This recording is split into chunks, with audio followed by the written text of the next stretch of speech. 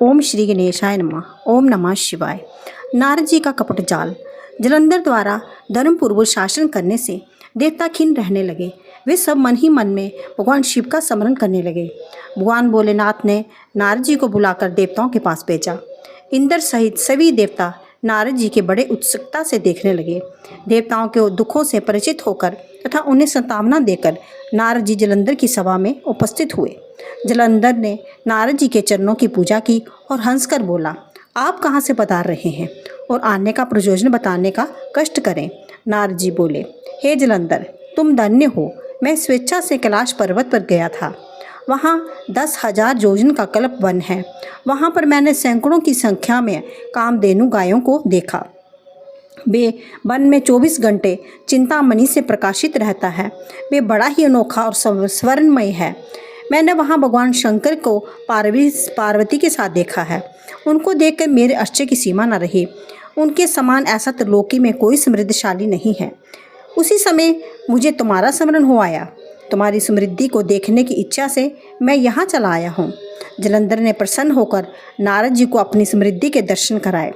जलंधर की समृद्धि के दर्शन पर नारद जी अति प्रसन्न हुए। नारद जी ने उसकी खूब प्रशंसा कर कहा, ब्रह्मा जी के हंसमय विमान को लेकर आ गए हैं तथा त्रिलोकी में जितने भी रत्न हैं उन्हें तुम ले जाओ।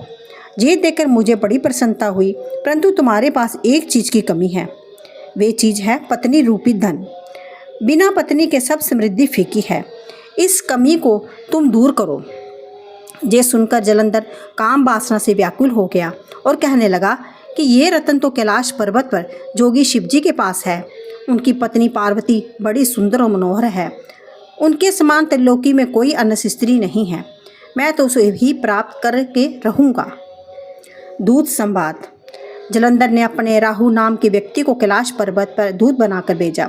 वहाँ पर नंदी ने उस द्वार पर रोक दिया, परंतु वे जबरदस्ती शिवजी के पास पहुंचकर उन्होंने अपने स्वामी जलंधर का संदेश सुनाया कि वे आपकी पत्नी पार्वती को अपनी पत्नी बनाना चाहते हैं। अतः उन्होंने पार्वती को बुलाया है। ये सुनकर भगवान शंकर क्रोध में भर गए। उन्होंने पृथ्वी को फोड़कर एक भयंकर शब्द वाला पुरुष निकाला। उसका मुख सिंह का तरह था। वे दौड़कर राहु को खाने को चला। राहु बड़े बेग से डर कर भागने लगा, परंतु वह उसी पुरुष द्वारा पकड़ा गया। राहु ने शिवजी के शरण मांगी। शिवजी ने उसे पुरुष से छुड़ाकर दिया। वे पुरुष शिवजी से बोला, हे स्वामी, मुझे बड़े जोर की भूख लगी है। शिव शंकर इस पुरुष से बोले, तुम अपने हाथ पैरों को मांस खाकर भूख मिटा लो। उसने ऐसा ही किया। इससे उस पुरुष का सिर ही शेष रह गया। शिवजी उसकी आज्ञाकारिता से बहुत प्रसन्न हुए तथा उसके द्वार पर संकीर्ति मुख नामक गण बनाकर नियुक्त कर दिया।